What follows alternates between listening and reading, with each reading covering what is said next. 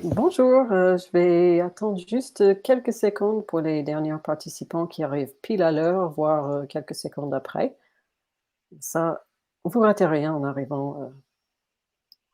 Vous êtes bien sur le premier épisode de l'SEO Kitchen Show.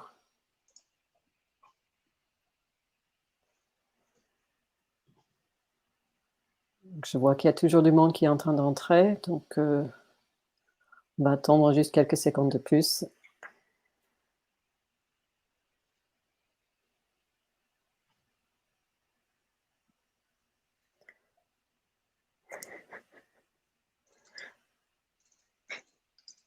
Ok, c'est parti alors.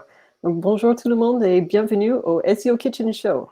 C'est la série de webinaires SEO où des cuisiniers SEO du monde entier vont débattre dans des discussions enflammées pour équilibrer les saveurs de leurs recettes et trouver les meilleurs conseils pour SEO pour toute l'audience. Donc, je suis Rebecca Berbel, votre présentatrice pour cet épisode. Je suis le Product Marketing Manager chez OnCrawl et je suis toujours fascinée par tout ce qui touche ce qui est technique, le SEO et évidemment le mélange des deux. Donc, je suis donc ravie d'accueillir nos cuisiniers SEO dans l'épisode 1, SEO technique à la française. Nos intervenants aujourd'hui sont Alizé Baudez, Julien Denuville, Véronique Jung et Emmanuel de Vaumoret. Alizé, est-ce que tu veux commencer par te présenter un petit peu pour qu'on puisse te Oui, bien connaître? sûr. Merci. Alors, je m'appelle Alizée, je suis consultante SEO indépendante. Je suis basée à Strasbourg, chez moi, voilà. Et je travaille avec des clients un peu dans le monde entier aussi, principalement en anglais, parfois en français aussi. Et voilà, c'est à peu près tout. Merci Alizé. Julien, qui es-tu? Oui, bonjour à tous, ravi d'être ici. Alors moi aussi, je suis consultant indépendant et en région Grand Est, mais pas à Strasbourg et à Reims plutôt. Voilà, je suis spécialiste des problématiques techniques du SEO et du traitement de données. Donc, je pense que aujourd'hui, je vais avoir quelque chose à raconter avec mes collègues. Merci Julien. Véronique, on est ravis que tu sois là. Est-ce que tu peux te présenter? Merci à tous déjà pour l'invitation. Donc moi c'est Véronique Jung, je suis experte SEO à l'international, spécialisée sur Google et Baidu, et je suis la cofondatrice de l'agence parisienne FrancWeb, agence SEO internationale. Ah, merci. Et Emmanuel. Oui, bonjour Rebecca, merci à toi, merci Anne-Crawl pour ce micro. C'est sympa de pouvoir débattre avec tous mes petits camarades SEO. Donc moi, je suis le fondateur de la société Uplix, qui est une agence relativement récente par rapport à mes petits camarades. Voilà, on apporte un peu une vision que je voulais un peu nouvelle, que j'ai réinventée il y a 1 an et demi, en fait, à ma sauce. Et je suis ravi de participer avec vous à ce débat technique. Merci. Et avec ça, tout le monde qui est ici, n'hésitez pas à utiliser l'hashtag SEO Kitchen Show et puis à proposer à tout moment des questions en utilisant la boîte en bas à droite, je crois, la boîte à questions. Nous répondrons à toutes les questions à la fin. Donc, vous pouvez les poser quand est-ce que vous souhaitez. Donc, notre première question, c'est tout simplement, comment est-ce que vous définissez les SEO techniques? Bon, moi je veux bien me lancer si je ne prends pas la priorité à quelqu'un. Bon, alors du coup, le SEO technique, évidemment, on va commencer par les bases. C'est l'un des 3 piliers du SEO. Donc, c'est évidemment assez important. On en parlera juste après, donc je ne vais pas le développer, mais c'est vrai que c'est un facteur de ranking qui, pour moi, est un peu plus limité en termes d'impact qu'il y a, par exemple, 10 ans. J'ai la chance de travailler dans ce métier depuis assez longtemps, donc d'avoir un petit peu de recul sur la question. Moi, je dirais qu'il se définit, et puis notamment par rapport au sujet plus global qui est le référencement, sur une maturité des technologies. C'est-à-dire que maintenant, on a des technologies web comme les serveurs, comme les CDN, des choses qui sont assez acquis. Et ce n'était pas forcément le cas avant. Maintenant, il y a des choix technologiques qui sont très nombreux et notamment des choix qui sont importants. Je pense par exemple au framework JS qui peuvent tenter un certain nombre de sociétés et qui ne sont pas des choix anodins en SEO, alors qu'on pourrait croire que potentiellement ça ne change rien. Donc, le SEO technique, c'est complexifié de par l'évolution des langages de programmation et de la technologie. Et pourtant, parfois, on dit que le SEO technique, comme tu as dit, Emmanuel, est un des premiers piliers de l'SEO. Donc, c'est quelque chose qui existe depuis très longtemps, même avant qu'on ait ces complexités. Est-ce que quelqu'un d'autre a une définition ou quelque chose à ajouter? Véronique? C'est ce que j'allais compléter par rapport à ce que Emmanuel disait. C'est quand même le pilier, pour moi, hyper important, parce que si techniquement le site n'est pas accessible en termes de structure ou en termes vraiment de crawl budget, d'obfuscation, si c'est mal optimisé, bah, pour Google et tous les autres moteurs de recherche, hein, finalement, parce que le tronc commun, finalement, pour Baidu, Yandex, Naver ou autres, c'est finalement le code HTML et tout ce qui est autour de la technique. Et c'est important que justement cette partie SEO technique soit bien optimisée à la base pour que ça soit accessible, on va dire, à l'international même et pour l'ensemble des moteurs de recherche. Est-ce qu'il y a une différence entre ce qu'on appelle la SEO technique et ce qu'on entend plus généralement pour le référencement? Julien, est-ce que tu as une idée ou quelque chose à exprimer là-dessus? Alors, je pense que la partie technique de notre métier, c'est plus une couleur, on va dire, par rapport à notre approche du métier qu'une discipline vraiment distincte du reste. Je pense que ce qui fait un bon SEO, qu'il soit consultant, qu'il soit indépendant, chez l'annonceur, etc., c'est avant tout sa vision large, on va dire, du métier et de ce qu'il est possible de faire. Après, ce qui est évident, c'est aussi que aujourd'hui, on est quand même obligé de se spécialiser dans certains aspects. Et c'est pour ça que je pense que moi et mes collègues, on est plus friands d'aspects techniques que d'autres choses, en tout cas sur certains points. Euh, du coup, est-ce que c'est différent du référencement? Non, pour moi, c'est simplement une partie de cette discipline, on va dire. Euh, Est-ce que c'est plus important que d'autres? Chacun se fait son avis. Moi, je pense que, comme l'ont dit Emmanuel et Véronique, c'est quand même la base. Un site qui n'est pas accessible, qui n'est pas indexable par Google, bah, il ne va pas fonctionner. Et c'est vrai pour Google et pour les autres moteurs, comme l'a dit Véronique. Euh, donc, pour moi, c'est la base. Après, est-ce que ça suffit? C'est pas toujours le cas. C'est même rarement le cas. Mais ça reste aussi important que les autres leviers auxquels on peut faire appel dans le domaine du SEO. Alizée, est-ce que tu avais quelque chose à ajouter à cela? Vous avez tous été très complets sur le sujet, donc pas grand-chose à ajouter, si ce n'est que la façon dont moi je l'explique en fait à mes clients. Parce que souvent, quand je leur parle de SEO technique, ils s'imaginent que on va passer 3 heures ensemble à explorer des pages et des pages de code et que ça va être très ennuyant, alors que c'est pas du tout le cas. En tout cas, c'est pas comme ça que je le vis. Je leur explique souvent par rapport à ce que ce n'est pas. Alors, je leur explique évidemment que c'est un pilier et qu'il faut passer par là, mais aussi que finalement, le SEO technique s'inquiète peu des subtilités linguistiques qu'il peut y avoir sur un site, de la qualité du contenu, que toutes les choses auxquelles l'utilisateur va peut-être se rendre compte sur un site web. Le SEO technique, la partie technique, c'est des choses qui ne se voient pas beaucoup. Alors, parfois, pour mes clients, c'est un peu compliqué à comprendre parce que du coup, ils disent si ça ne se voit pas, c'est que c'est magique, c'est des robots, donc c'est que ça marche. Pas tout à fait. Et du coup, moi, je leur explique souvent que voilà, si ça ne se voit pas, c'est qu'en fait, le travail a été bien fait en amont et que la base technique est propre et que si ça fonctionne bien, c'est bien. Mais souvent, il y a quand même des petites améliorations à faire et c'est comme ça que j'essaye de leur passer le message. Oui, tout à fait. En fait, comme ça, vous évoquez quasiment tous une partie de la première question qu'on voulait poser ensuite, c'est quelle est l'importance avec deux L, l'importance du SEO technique? Donc, la question suivante, c'est vraiment, est-ce que cette rôle a évolué dans les dernières années? Bah, bon, moi, je pense que alors, je vais être un peu clivant, allez, pour lancer le débat et pour piquer un peu mes camarades. Moi, je pense que le SEO a baissé d'importance. Alors, évidemment, si ton site ne ressemble à rien, s'il y a des balises dans l'index partout et tout ça, c'est évidemment problématique. Mais en fait, il faut remettre les choses dans leur contexte. Moi, je me rappelle d'une époque où les navigateurs acceptaient très mal les erreurs HTML. Par exemple, si on ouvrait une balise et qu'on ne la fermait pas, la page était pétée.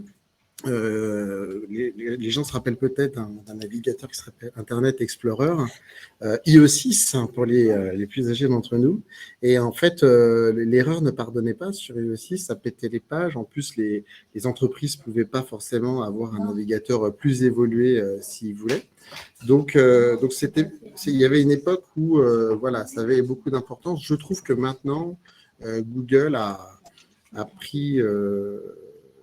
a appris à composer avec les erreurs techniques. Et finalement, on a beau passer des heures à peaufiner ces temps de chargement, les erreurs techniques, on va pouvoir trouver des petits soucis de page ou d'HTML. C'est pas pour autant, je trouve qu'on va faire une croissance SEO complètement folle. Je trouve qu'il y a plus de croissance sur la sémantique et l'offsite, par exemple. Maintenant, évidemment, ça mérite de faire une passe importante en SEO et de regarder s'il n'y a pas de gros soucis comme un spider trap, par exemple. Mais voilà, globalement, je trouve que son importance en termes de ranking, de facteurs de ranking, parce que c'est ça que nos clients cherchent à travers notre expertise, a diminué. Et donc, j'y mets un petit peu moins d'énergie qu'autrefois. Ah, ça, c'est une bonne façon d'ouvrir le débat. Est-ce que vous êtes plutôt d'accord ou est-ce que vous avez des avis nuancés? Alors, moi, de mon côté, je suis pas tout à fait d'accord parce que il m'a été prouvé, en tout cas dans les expériences que j'ai pu avoir, qu'à chaque fois que j'optimisais très bien, on va dire, la partie technique d'un site, quand on a que des pages 100% indexables, un crawl budget vraiment optimisé aux petits oignons et tout, ça vraiment s'indexait mieux et surtout les pages se positionnaient mieux. Et quand je parle de technique, de mon côté, je parle aussi de tout ce qui est maillage interne et tout. Et c'est vrai que quand on fait bien cette partie, vraiment, le site, lui, il s'indexe super bien. Et même en termes de positionnement, grâce, on va dire, aux ancrages internes, ça permet aux différentes pages web de mieux ressortir pour un champ lexical, on va dire un champ lexical en question. Voilà. Donc, c'est quand même plutôt important pour moi de bien optimiser son site à la base avant de passer sur la partie totalement sémantique, contenu ou encore le netlinking. Voilà, ça, c'est un peu mon avis. Ça, je pense que chacun peut faire un peu à sa manière avec ses méthodes. Je suis assez d'accord avec toi, Véronique. Je pense aussi que ce qu'il faut prendre en compte, c'est qu'au final, Google a de grandes ressources, mais des ressources qui restent limitées. Et plus on va, parce que le web n'arrête pas de grandir, les nombres de pages n'arrêtent pas de grandir non plus, plus en tant que concepteur de site web ou améliorateur de site web, comme on est dans le métier, plus on essaye de faire les choses correctement, plus j'espère on va tendre à économiser des ressources à Google, qui peut-être nous le rendra bien à un certain moment. Et puis au-delà de ça, je pense aussi à l'aspect purement efficacité, efficience du web. Si on a des bases techniques sur un site web qui fonctionne bien, ça permet aussi de lui assurer une pérennité un peu plus importante que si on fait les choses un peu à la va-vite, on va dire ça comme ça. Et ça lui permet peut-être d'avoir un impact environnemental un peu moins lourd que ce qu'on peut avoir aujourd'hui. Oui, complètement. En termes de ressources et tout, il sera moins sollicité. Et côté, on va dire, éthique et on va dire environnemental, certainement, on sollicitera moins voilà, les datas et ce genre de choses. Je suis assez d'accord. C'est ce que je pense. Alors, je vais essayer de compléter un petit peu parce qu'il y a plein de choses intéressantes qui ont déjà été dites. Euh, je pense que par rapport à l'importance du SEO technique, il faut aussi prendre en compte le fait que c'est un levier qui va avoir plus ou moins d'importance en fonction des sites Internet. J'entends par là que entre un site vitrine de quelques pages sur lequel on va, mine de rien, avoir assez vite fait le tour des problématiques techniques d'une part, et puis des gros sites e-commerce qui font parfois quelques dizaines de millions de pages, il est évident que les enjeux sont pas les mêmes d'un point de vue technique. Et de la même manière, on va pas pouvoir travailler aussi finement la sémantique de toutes les pages sur un gros site par rapport à quelque chose de plus modeste. Alors apparemment, il y a des gens qui ne m'entendent pas. Je sais pas quoi faire. Euh, Chez moi, tout a l'air de Moi, fonctionner. moi, je t'entends, moi. Non, on t'entend. Apparemment. Eh ben, désolé, On Youssef. t'entend aussi. Bref, en tout cas, voilà, sur cet aspect taille des sites, je pense que c'est quand même quelque chose à avoir en tête. Personnellement, j'ai plutôt l'habitude de travailler sur des gros sites, entre guillemets, même si ça reste variable.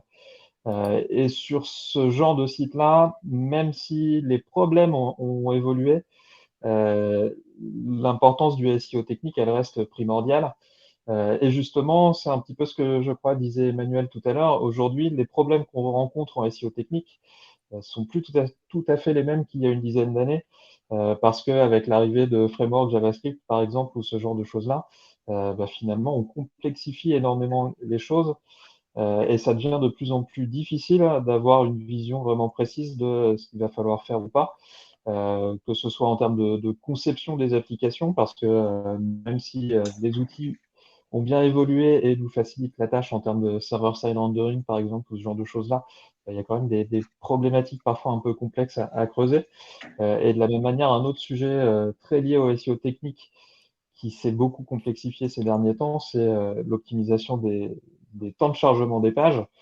Aujourd'hui, on ne peut pas se contenter, si on veut vraiment aller dans les détails, de sortir un simple rapport Web Page Test ou Google PageSpeed.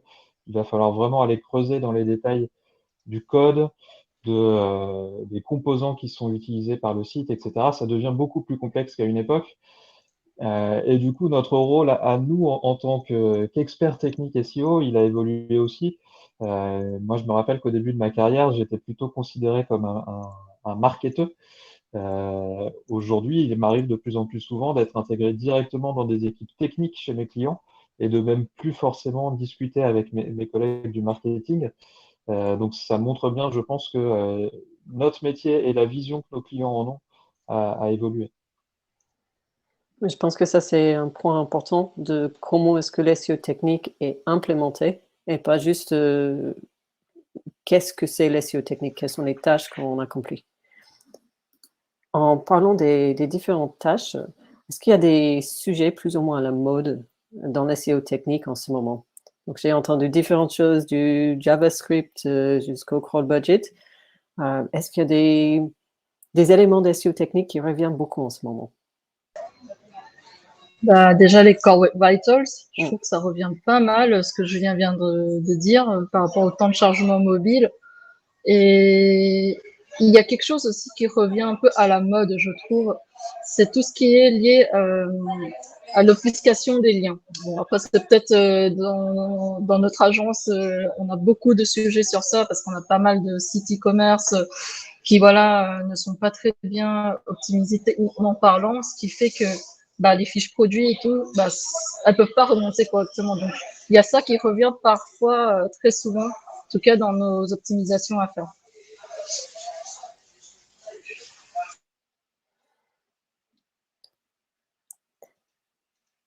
Emmanuel, est-ce que pour toi, il y a des sujets qui reviennent souvent en ce moment?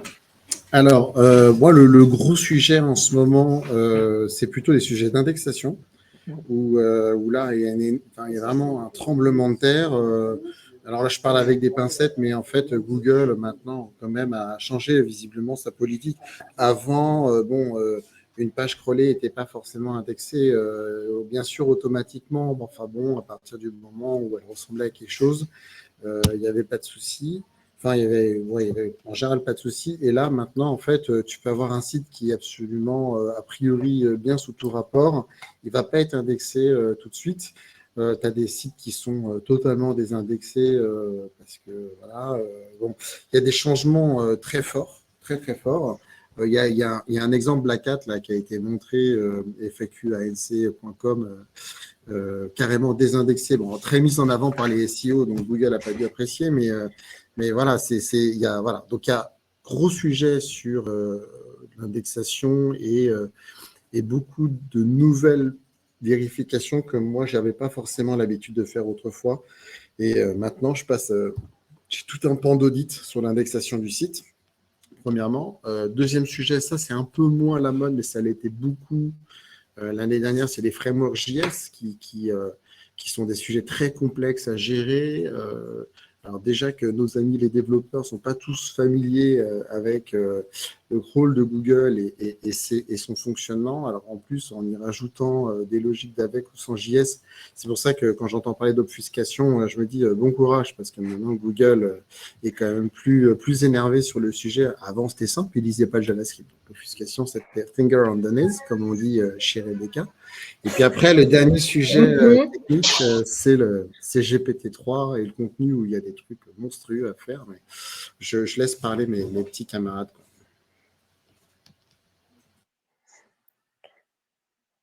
Alizé, est-ce que toi, tu rencontres un sujet qui revient vraiment à la mode en ce moment? Alors, ce que Véronique et Emmanuel ont mentionné, ça revient de temps en temps. Moi, quelque chose que mes clients me demandent, la demande qui vient d'eux, ça va être tout ce qui concerne knowledge graph, données structurées, entités, choses comme ça. Ils se rendent compte de plus en plus de la variété des contenus qui sont sur leur page de résultats. Et ils ont de plus en plus envie de voir leur nom en gros partout, concrètement. Là où avant, c'était plus une question de position et plus ces conversations de comment ils sont positionnés. Maintenant, on est vraiment sur des conversations de real estate. Alors, je ne sais pas comment on dit ça en français d'ailleurs, mais de la place qui prennent sur la page de résultats véritablement. Et du coup, j'ai beaucoup de questions là-dessus sur mettre en place du coup, les données structurées, de jouer un peu avec tout ce qui est schéma et d'aller tenter des choses. Et ça, pour moi, en tout cas, c'est très rigolo à faire. Donc, c'est toujours des petites victoires sympathiques parce que pour eux, ça fait que quand ils vont voir leurs beaux-parents, on voit leur nom en gros quand ils cherchent sur leur téléphone et ça fait plaisir. C'est des petites choses, mais parfois ça compte. Oui, ça compte pour beaucoup. En plus, c'est un peu la frontière entre la SEO technique et la SEO sémantique. C'est ça. Julien, est-ce que tu vois les échos des mêmes choses ou est-ce que de ton côté, tu as d'autres sujets qui sont vraiment à la mode en ce moment? Oui, alors je pense qu'on rencontre à peu près les mêmes sujets. Moi, si je dois en rajouter quelques autres, il y en a un qui est quand même très très important, en tout cas à mes yeux, et sur tous les sites sur lesquels j'ai l'occasion de travailler, il y a toujours des choses à faire, c'est le maillage interne en fait. Quel que soit le sujet, il y a toujours des choses sur lesquelles progresser et faire en sorte on oriente mieux les internautes et les robots des moteurs de recherche au sein du site. Et pour moi, c'est assez passionnant. Donc ça, c'est un premier sujet. Il y en a un deuxième qui me tient beaucoup à cœur, mais qui est peut-être le parent pauvre parfois du SEO technique, c'est la partie monitoring et lutte contre les régressions. Je l'ai dit et les autres aussi, on a des stacks techniques de plus en plus complexes sur la plupart des sites web aujourd'hui. Et ça fait aussi que c'est de plus en plus facile d'avoir des régressions, des choses qui se cassent sans qu'on y fasse forcément attention. Alors, est-ce que ça fait partie du rôle d'un SEO technique ou pas? Je ne sais pas, mais en tout cas, pour moi, c'est vraiment important également de surveiller ce qui se passe sur les sites de mes clients et d'être capable de réagir, d'intervenir, de lancer des alertes lorsqu'il y a des problèmes. Et puis, le dernier point, effectivement, pour compléter un petit peu ce qui a déjà été dit sur la partie sémantique, est-ce que c'est du SEO technique ou pas? Je ne sais pas. Je trouve que c'est quelque chose qui devient de plus en plus technique, justement, que de créer du contenu sur Internet. Et nous, en tant que technicien, en tant qu'adepte de la donnée, bah, on a une pierre à ajouter à l'édifice, notamment en termes d'identification des pages plus ou moins bien optimisées, etc. On a des outils qui nous permettent de traiter les choses avec du volume. Et, et ça, c'est vachement intéressant parce que on va comme ça pouvoir travailler de concert avec des gens qui sont plutôt spécialisés justement sur la partie contenu. Et ça, toujours enrichissant, pardon, de confronter comme ça les visions des choses et d'essayer d'aller dans la même direction. Oui, je serais tout à fait d'accord. Julien, tu viens d'évoquer le monitoring comme un peu le parent pauvre, mais que pour toi, c'est quelque chose auquel on doit accorder pas mal d'importance. Donc, est-ce que tu peux en dire un peu plus? Oui, alors il y a plein de choses qu'on peut surveiller comme ça. Il y a des outils aujourd'hui sur le marché qui vont vous permettre, par exemple, d'aller surveiller sur un échantillon de page sur votre site, s'il y a des modifications au sein du code source ou bien sur des parties de la page vraiment spécifiques, du type est-ce que le title a changé, est-ce que le H1 a changé, est-ce que ma balise canonique est toujours là. Ça, c'est un premier niveau de monitoring. On peut également aller plus loin, notamment sur un des points qui est souvent laissé de côté. Je vais prendre un exemple. J'ai vu passer juste avant le lancement de la table ronde tout à l'heure une petite discussion sur Twitter sur la migration des domaines de Radio France vers un seul et unique nom de domaine. On est typiquement dans le cas d'une migration qui a l'air relativement bien gérée en termes de SEO. Je ne suis pas allé voir dans les détails, mais en tout cas, il y a un plan de redirection qui est mis en place, etc. C'est très bien. Euh, un des points qu'on oublie parfois de vérifier, c'est est-ce que dans 3 mois, mon plan de redirection, il est toujours en place? Est-ce qu'il n'y a pas un développeur qui a supprimé mes redirections? C'est peu probable que ça arrive, mais si ça arrive, ça peut faire mal. Et ça coûte pas grand-chose d'aller surveiller ça. Des exemples comme ça, j'en aurais plein d'autres. J'ai découvert, par exemple, hier matin, en commençant ma semaine, que j'ai des développeurs chez un client qui avaient supprimé l'authentification de notre compte sur Google Search Console, donc on n'avait plus accès à aucune donnée. Je suis assez content d'avoir un outil qui me permet de savoir ça dès le lundi matin quand j'arrive au boulot. Donc voilà, c'est plein de petites choses comme ça. On fait que progresser dans ce sujet-là. C'est très itératif, mais ça permet de gagner du temps sur pas mal d'autres sujets et de se concentrer sur justement des sujets sur lesquels on va avoir de la valeur ajoutée. Ça a plein de sens pour moi. Est-ce qu'il y a d'autres sujets qui sont pas forcément à la mode, mais que vous prêtez toujours attention, qui mériteraient d'avoir plus d'attention prêtée à eux? Alors, dans les sujets à la mode, j'ai oublié de dire, mais c'est important parce qu'on en parle beaucoup en ce moment, c'est Discover. Mais voilà, parenthèse refermée, c'est vrai qu'on parle beaucoup de Discover, qu'il y a des gens que ça excite énormément et à raison. Voilà. Donc, il y a des choses intéressantes à voir de ce côté-là.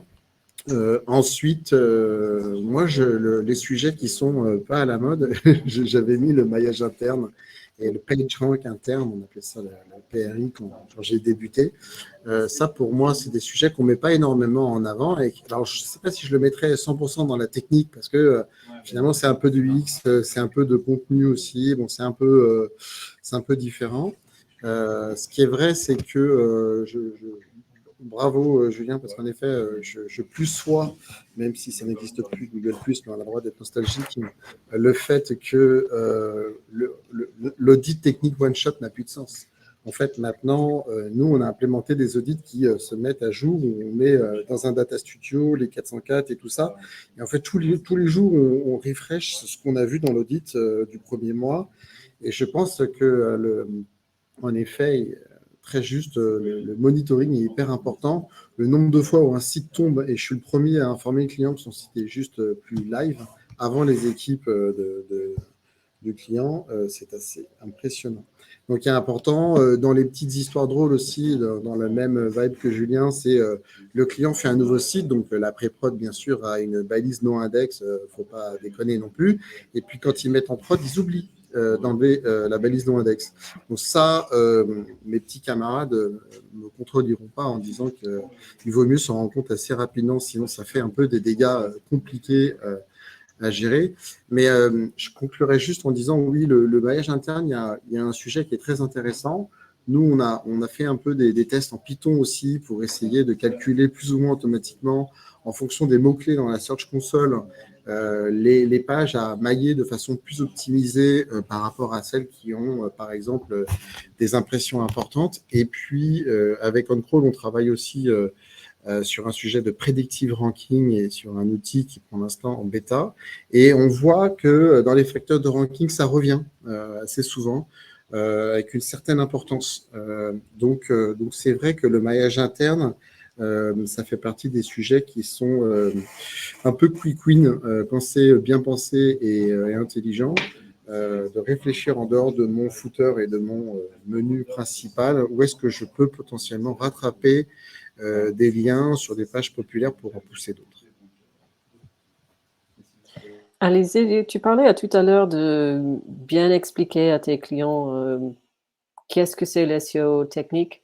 Est-ce qu'il y a des éléments de l'SEO technique que tu dois vraiment faire un peu la partie pédagogique dessus pour qu'ils comprennent la valeur? Alors en général, je suis la spécialiste des métaphores nulles. Du coup, très rapidement, je pars dans une tirade, un long monologue sur une métaphore qui change à chaque fois. Hein, mon show change à chaque fois, mais je fais des longues métaphores sur un truc. Voilà, je pars sur des explications. Et grosso modo, j'arrive à peu près à aborder tous les points. Et puis après, au fur et à mesure, quand on a le temps d'en discuter, là, on rentre en détail dans chaque élément. Ce que je sais, c'est qu'il ne faut surtout pas les noyer sous une tonne d'informations, sinon ils ne reviennent plus et ils n'ont plus envie de m'avoir au téléphone, jamais. Parce que ça peut être un peu, ouais, ça prend du temps, il y a beaucoup de termes techniques, c'est un peu compliqué. Il n'y a pas de sujet en particulier où il faut plus de pédagogie que d'autres. Le plus souvent, vu que j'arrive à rattacher ça à un élément du réel, à quelque chose qui leur parle, les données structurées, bon, bah, ça donne des éléments sur la page de résultats. Tout ce qui est hreflang, eh ben, ça permet aux utilisateurs du monde entier d'avoir la bonne version de la page, ce genre de choses. Grosso modo, ils arrivent à s'y retrouver. Après, dans les éléments pour rebondir sur ce que disait Julien et Emmanuel, sur tout ce qui est audit technique à conduire sur le long terme, ce que j'avais eu comme information à ce niveau-là qui avait bien marché, mais j'ai pas encore mis en place moi dans mon business, c'est d'avoir des longues checklists à chaque mise en prod pour les développeurs, leur créer des checklists pour eux. Et puis c'était aussi d'avoir des fichiers de config pour les crawls qui soient les mêmes pour toutes les équipes. Ça, a priori, c'est des petits outils simples qui permettent de se faciliter un peu la vie et d'avoir des données qui soient statistiquement justes sur le long terme. Après, la mise en place et la communication avec les devs, c'est toujours le nerf de la guerre et c'est toujours voilà, quelque chose dont il faut beaucoup parler. Véronique, tu es également expert en Baidu. Est-ce que ça c'est quelque chose, quand on parle du SEO technique plutôt dans un monde francophone, est-ce que ça c'est quelque chose qui mériterait plus d'attention des autres moteurs de recherche? Tu veux dire, est-ce que pour Baidu, l'aspect technique comme on l'entend en Europe, est-ce que c'est applicable aussi sur Baidu, c'est ça? Alors, il y a des choses exactement qui ne sont pas en fait adaptables sur Baidu parce que ça vient pas de lui. Par exemple, les hreflang, ça ne marche pas sur Baidu parce que c'est pas un langage où des balises ont été créées par Baidu mais par Google. Je pense aussi aux balises microdata. Ce sont des balises qui sont de schema.org qui sont adaptables à Yandex, Google, mais pas adaptables aux moteurs de recherche asiatiques comme Baidu ou Naver. Naver, c'est le moteur de recherche de la Corée du Sud. Donc, quand on fait du SEO technique à l'international pour des moteurs, on va dire, un peu différents, il faut adapter le code. Il faut adapter le code HTML parce que ça reste quand même HTML, le tronc commun. Mais voilà, il y a des choses qui vont pas être tout à fait pareilles. Et je pense à des trucs vraiment de base comme le robot TXT et le sitemap XML qui, par exemple, pour Baidu, le sitemap XML est indispensable pour qu'ils puissent trouver les liens dans un site, les indexer, puis les référencer. Donc, c'est hyper important, voilà, d'avoir ces notions d'adaptabilité d'un moteur de recherche à un autre. Ouais, super, merci beaucoup. Ouais. On a évoqué différents outils. Jusque-là, on a parlé des audits, des crawls, des monitoring. Quels sont les outils pour vous qui sont indispensables pour être bon en SEO technique? Je vais me permettre de commencer, notamment parce que c'est un des sujets que j'aurais bien mis également dans la réponse à la précédente question. Euh, mais un bon analyseur de log aujourd'hui pour faire du SEO technique, c'est vraiment important. Et l'analyse de log, c'est quelque chose qui a été pas mal à la mode pendant quelques années dans notre communauté SEO, qui l'est un peu moins aujourd'hui, voire même beaucoup moins d'ailleurs. Et je pense que c'est à tort parce C'est que vrai. c'est vraiment quelque chose qui est une source d'information énorme par rapport justement au comportement des robots et des moteurs de recherche sur notre site. Et Emmanuel parlait tout à l'heure des problématiques d'indexation que beaucoup d'acteurs du web rencontrent aujourd'hui. En allant regarder ce qui se passe dans les logs, on a déjà une vision un peu plus précise de ce que les robots vont aller voir ou pas. Donc pour moi, c'est un outil qui est indispensable. Si je devais en rajouter d'autres, c'est compliqué évidemment, des crawlers, etc. Mais je vais laisser quelques éléments pour mes confrères et consoeurs pour répondre à la question. Je vais juste citer le fait d'avoir soit des ressources de développement ou alors une maîtrise d'un langage de programmation, parce que ça permet également de faire également ses propres petits outils sans forcément aller faire des choses très très compliquées.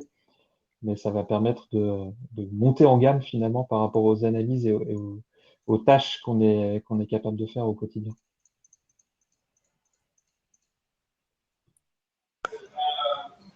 En termes d'outils, moi, je pense notamment à des outils de temps de chargement. Déjà, ça, c'est hyper important pour bien comprendre les speed index, les core web vitals, comment ça se comporte dans le site.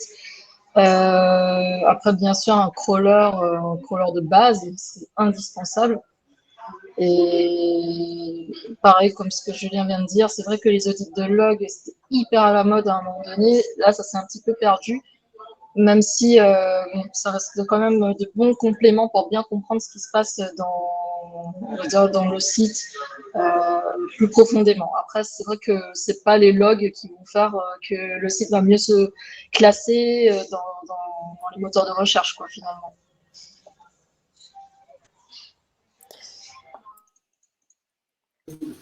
Après, il y a juste un outil. Enfin, moi, quand je donne une formation, l'outil pour moi sur lequel on ne peut pas se passer et qui est vraiment indispensable, et il y a vraiment énormément d'informations, c'est la Search Console. Hein.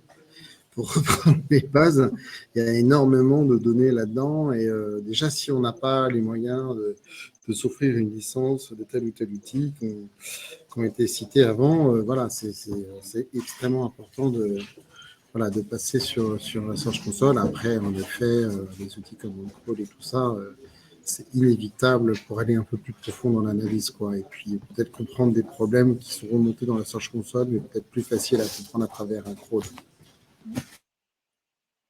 Ce que j'ajouterais peut-être, c'est que, alors en effet, Search Console, moi, c'est ma homepage.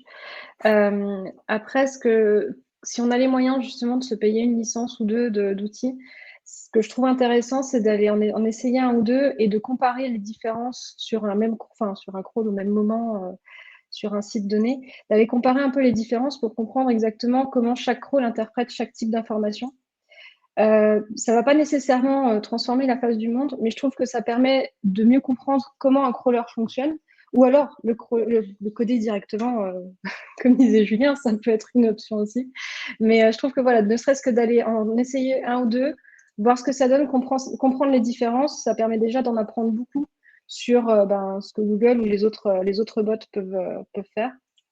Et sinon, ouais, Search Console, tous les matins, tous les soirs, 2 prises par jour minimum. Il y a un autre type d'outil qu'on a évoqué et qui a été évoqué dans le chat pour l'instant, qui est les outils de visualisation, de reporting. Est-ce que vous avez un outil préféré dans ce domaine-là? Est-ce que c'est nécessaire de pouvoir gérer Google Data Studio ou quelque chose de ce genre? Pour moi, ça facilite la vie, clairement, avec plusieurs clients, d'avoir un outil où je récupère les informations clés en un clin d'œil, c'est Data Studio et c'est pas peu commun. Après, il y en a plein d'autres aussi. Complètement. Et chez nous, de notre côté, ce qu'on a fait, c'est qu'on a créé une sorte de dashboard agrégateur sur mesure pour en fait récupérer des datas de Google, de Baidu, tout, parce que comme on est à l'international, il n'y a pas vraiment un outil aujourd'hui qui nous permet de en fait scraper, on va dire entre guillemets, les données à la fois de Google, de Baidu et de Yandex, les avoir aux mêmes endroits. Du coup, c'est vrai que là, je suis de partager une petite info, mais on est en train de mettre en place un outil comme ça qui permet d'agréger toutes les données. Et pour moi, c'est un indispensable. Data Studio, c'est déjà très très bien. Voilà, si on peut le mettre en place pour son site.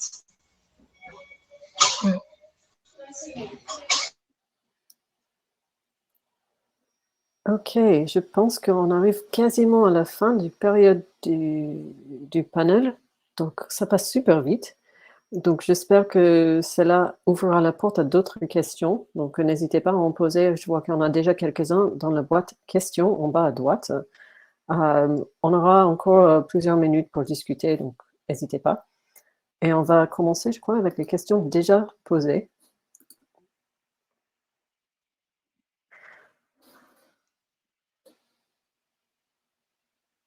Ok.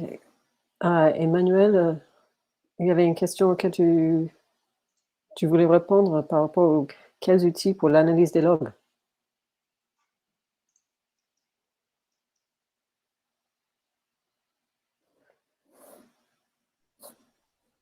Est-ce qu'on a perdu Emmanuel?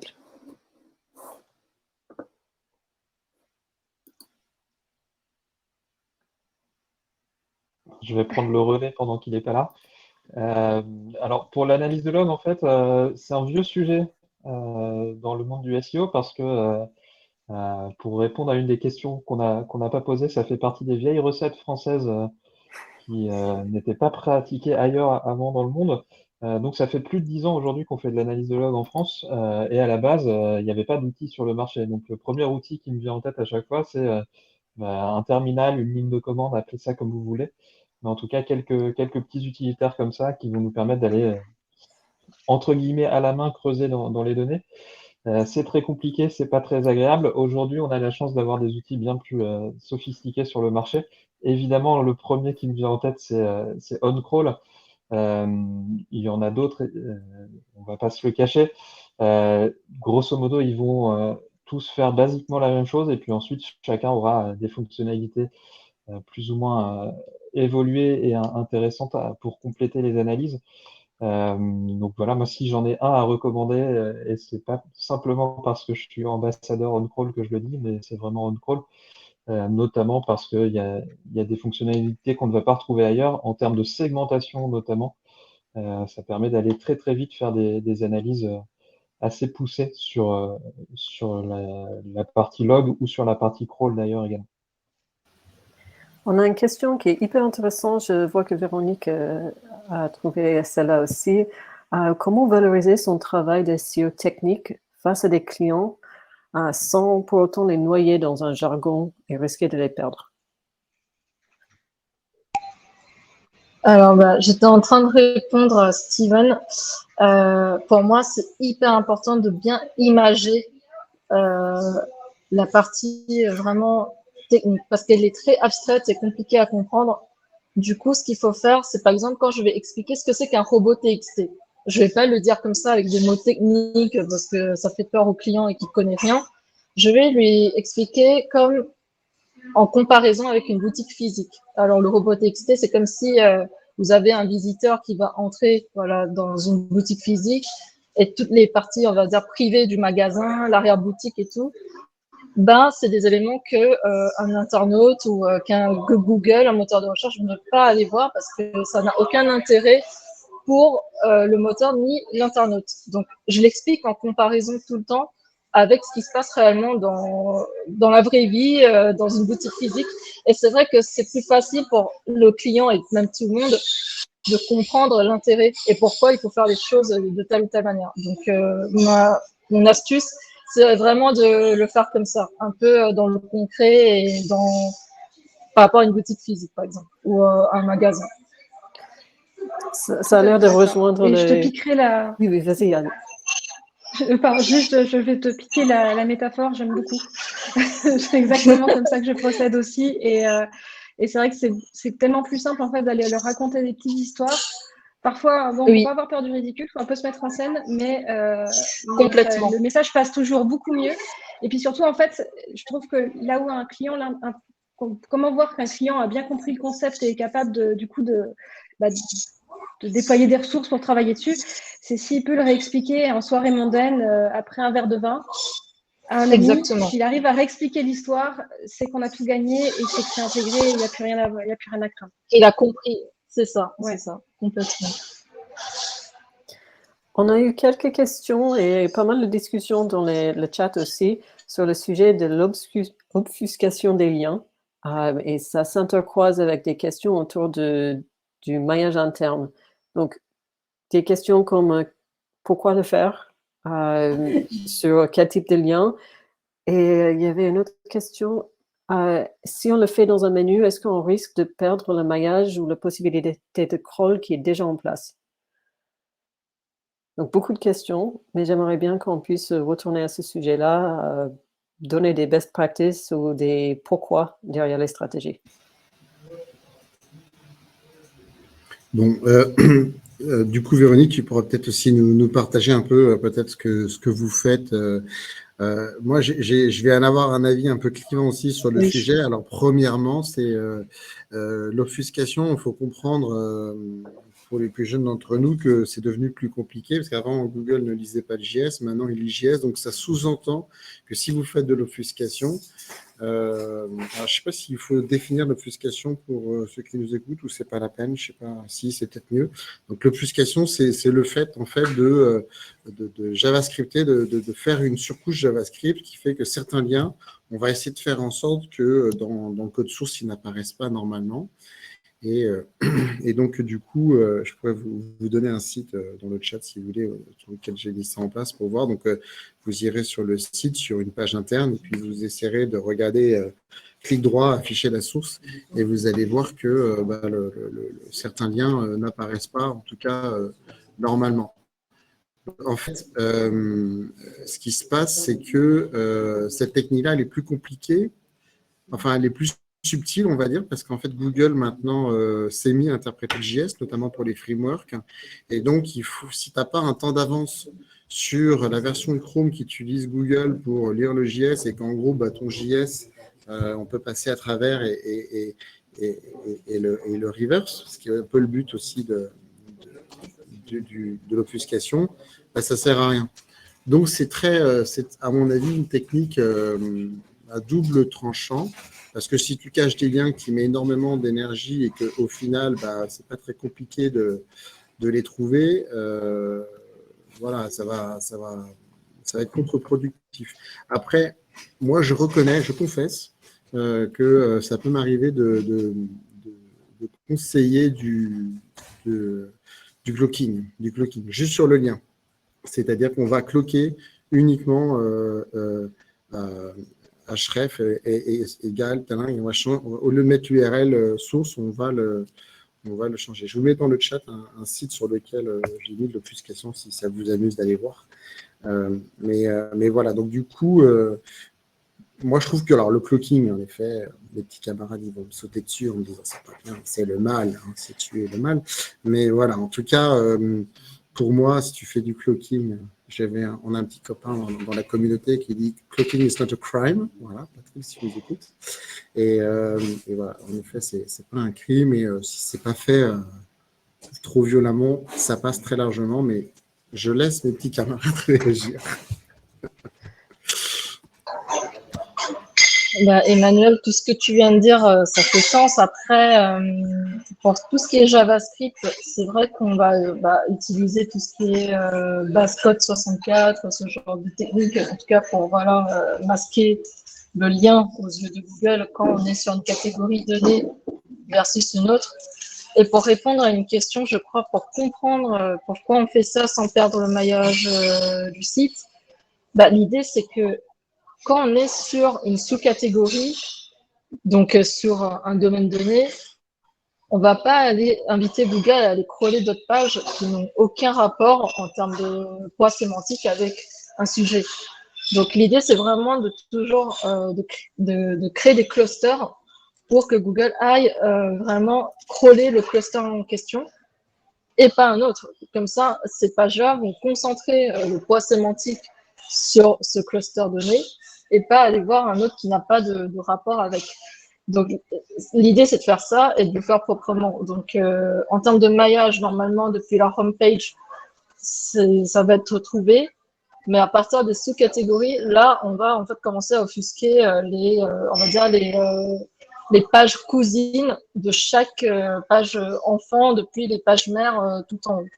Donc l'idée, c'est pas de offusquer tout et n'importe comment. Il faut absolument suivre l'arborescence du site. Et on le fait pas pour tout type de site. C'est des sites vraiment voilà, très très gros avec des méga menus assez importants. Là, ça mériterait de faire de l'obfuscation. On va pas faire ça sur des petits sites e-commerce, par exemple. Je vois que tout le monde est en train de bouger la tête, donc je pense qu'on est tout à fait d'accord avec ce que tu dis, Véronique. Super, ça me rassure.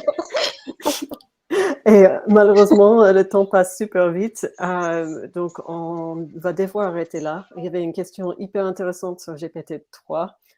Si on avait 40 minutes de plus, on les traiterait avec les 40 minutes de plus. Mais malheureusement, on n'aura pas la possibilité de faire ça aujourd'hui. Donc, je vous remercie tous pour votre temps et d'avoir participé à cette émission. Nous espérons que vous avez apprécié les recettes que nous avons cuisinées autant que nous. Je tiens à remercier encore une fois vous quatre au nom de toute l'équipe en crawl. Et pour le public, l'enregistrement de ce webinaire vous sera envoyé dans quelques jours, donc gardez l'œil ouvert. Et ne ratez pas surtout la suite du SEO Kitchen Show. Je suis certain qu'un peu plus, dans certains des épisodes à venir, on parlera de GPT-3 et 4. L'épisode suivant, par contre, vient tout de suite, c'est Stir-Fried SEO Automation avec Veronica Erler, Aleda Solis, Roxana Stingu et Christine Tinsky, qui sera présenté par Omi Sidou. À de suite. Merci beaucoup. Merci beaucoup. Merci. Merci à tous. Merci.